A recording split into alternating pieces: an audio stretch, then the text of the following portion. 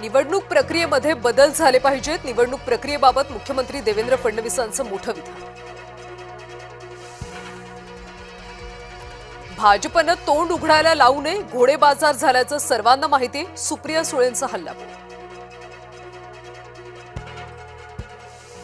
माणसं पैशांपेक्षा प्रेमानंच जिंकता येतात. सुप्रिया सुळेंना फडणवीसांचा सल्ला.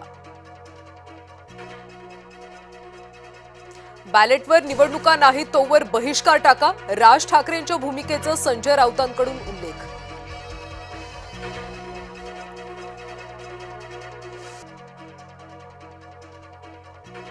आज कॉक्रोच जनता पार्टीचं दिल्लीत आंदोलन. केंद्रीय शिक्षण मंत्र्यांच्या राजीनाम्यासाठी धरणं आंदोलन. संभाजीनगरमधल्या दिपकेच्या घराबाहेर सुरक्षा वाढवली. अभिजित दिपकेच्या आंदोलनाच्या पार्श्वभूमीवर निर्णय.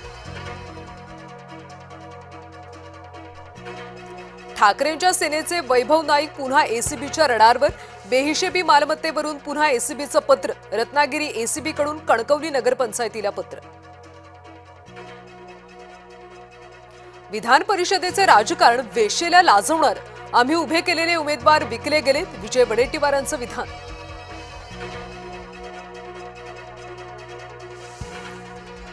बंडखोरीबाबत दोन्ही पक्षाच्या नेत्यांमध्ये चर्चा सुरू आहे. जळगाव नाशिकच्या बंडखोरीवर तोडगा निघेल. खासदार डॉक्टर श्रीकांत शिंदेंनी व्यक्त केला विश्वास.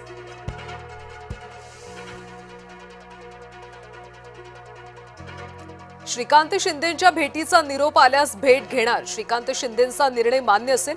बंडखोर रेश्मा काळेंची प्रतिक्रिया.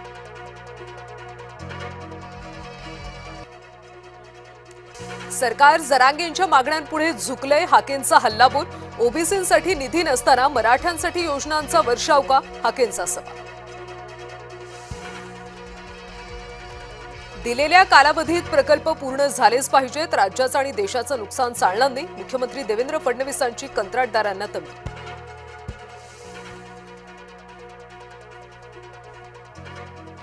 साकीनाका इथं मनसे कार्यकर्ते थेट नाल्यात उतरले. बीएमसीच्या नाले सफाईच्या विरोधात निषेध आंदोलन.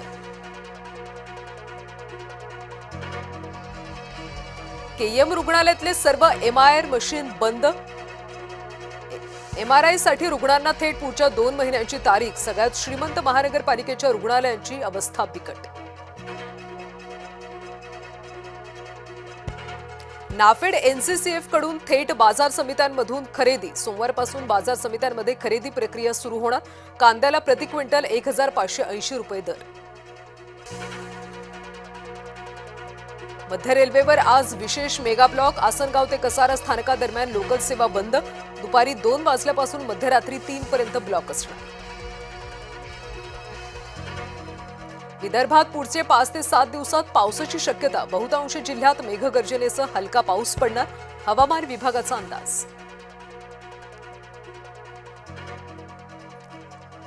सर्वसामान्यांचा खिसा होणार आणखी रिता. आता कटिंग आणि दाढीसाठी द्यावे लागणार जास्तीचे पैसे. आजपासून 20% दरवाढ.